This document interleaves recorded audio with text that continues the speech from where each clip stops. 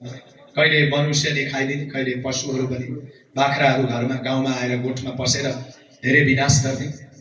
गाउँका मनुष्यहरू अत्यन्त दिक्क मान्न लागे, किनकि आफूले दुःख गरेका बाख्रा बाठाहरू पनि खाइदिएको छ, पशुहरूको पनि विनाश गरिदिएको छ जंगलबाट आएको बाघले। अनि एक दिन समाज मुख्याति समाजहरू गाउँका मानिसहरू भेला बसेर मिटिङ बसेर बाघलाई कसरी अब हामीले मार्ने, बाघलाई नमारे हाम्रो विनाश गर्ने हो भनेर मिटिङ बसे। ल ठीक छ, मिटिङमा के पारेको, एउटा विशाल खोर तयार गर्ने, खोरमा बीचमा डन्डी बारा बार्ने, अनि उतापट्टि एउटा बाख्रोको पाठो राख्ने, यतापट्टि अनि दुलो राख्ने, त्यो दुलोबाट छिरेछ बाघ त्यो दुलाबाट बाहिर निस्कन नभन्ने, अनि उता बाख्रो नै खान नपाउने, यस्ता प्रकारको खोर थाप्ने निर्णय गरे।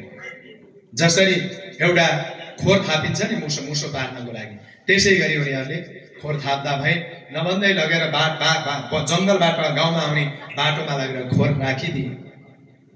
अब राखिदिए नभन्दै भाग आउन लाग्यो, यसो हेर्छ त खोरभित्र बाख्रो, ओहो मेरो आहार त आज यही रहेछ, जान्छु यसैलाई मार्छु भनेर अब गयो।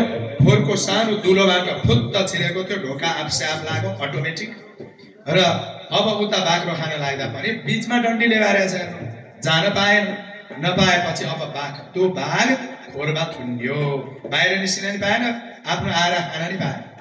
अब गाउँलेले सोच, अनि अब भोलिपल्टको कुरा, एकजना ऊर्ध्वपुण्ड धारण गरेका ब्राह्मण यजमानका केही स्वस्ति शान्ति गर्न भनेर जान लाग्नु भएको रहेछ। अनि बाघले भन्यो, गुरुदेव म आज मनुष्यले थापेको यो खोरमा परेको छु, मलाई यो खोरबाट यो ढोका खोलिदिनुहोस् न, म जंगलमा जानेछु र आफ्नो जीवन स्वतन्त्रपूर्वक निर्वाह गर्नेछु, आफ्नो आहारा पनि खोज्नेछु, मलाई धेरै कष्ट भयो। निवेदन गर्यो बाघले गुरुमाथि, ती ब्राह्मणदेव माथि। ब्राह्मणले भने, हे बाघ तिमीलाई मैले निकाल्दिएँ भने त तिमीले मलाई खाइहाल्छौ, म निकाल्दैन। होइन म खान्न, बिन्ती छ हजुर निकाल्दिनुहोस्। बाघले अनुनय विनय गर्यो। त्यसपछि ब्राह्मणले अझै पनि म निकाल्दिनँ, मलाई डर लाग्छ तपाईँदेखि तिमीदेखि। होइन म खान्न, मैले बाछा बाँधिनँ, म खान्न, कुनै हालतमा तपाईँलाई केही गर्दिनँ, हजुरले मलाई मात्र खोलिदिनुहोस्। अनि यति भनिसकेपछि ए हो क्यारे केही गर्दैन भनेर गुरुदेवले त्यो ढोका खोलिदिनु भयो। खोलिदिइसकेपछि बाघ त अब विश्वासघात गर्न आँट्यो, अब म भोकाएको छु, अब तपाईँलाई नै खान्छु भन्छ।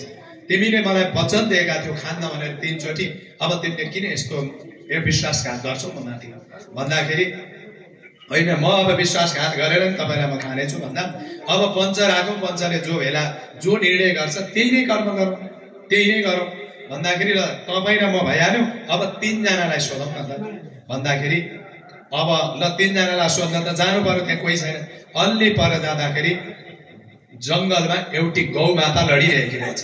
त्यहाँ गएर गौमाता ब्राह्मणले सोधे, गौमाता यो बाघ आज खोरमा परेको थियो, मलाई खान्न भनेर निकाल्न लगायो बाचा बाँधेर, अहिले खान्छु भन्छ, के यसले मलाई खान पाउँछ त अब भन्दाखेरि गौमाताले खाइदिए हुन्छ भन्नु बाघलाई, बाघपट्टि हेरेर खाइदिए हुन्छ, मनुष्य अपराधी हो। किनभने आज बाल्टीभरि 16-24 लिटर दुध दिनन्जेल डेक्चीभरि कुँडो पकाएर 70 गाउँबाट पत्कर सोरेर ल्याएर आज मलाई कति कोबानामा राख्थे, कति नुहाइदिन्थे, मलाई हिलो लाग्न दिँदैनथे, बाल्टीभरि दुध दिँदा जब म प्रसव अवस्थामा मैले दुध दिन छोडी, म सुत्केरी हुन छोडी, मलाई जंगलतिर लखेड्दै मर भनेर यस्ता स्वार्थी मान्छेलाई खाइदिए हुन्छ गौमाताले। अब मन अलिकति चिसो, अलि पर जाँदा अब 2 जना त बाँकी छन्, अलि पर जाँदा अर्को गौमाताकै छोरो वृषभ भनेको धर्मको अवतार, गोरुलाई धर्मको अवतार मानिन्छ है शास्त्रमा। गौमा लक्ष्मी, गाई लक्ष्मी, लक्ष्मीको पुत्र धर्म। र यसरी हे वृषभ हजुर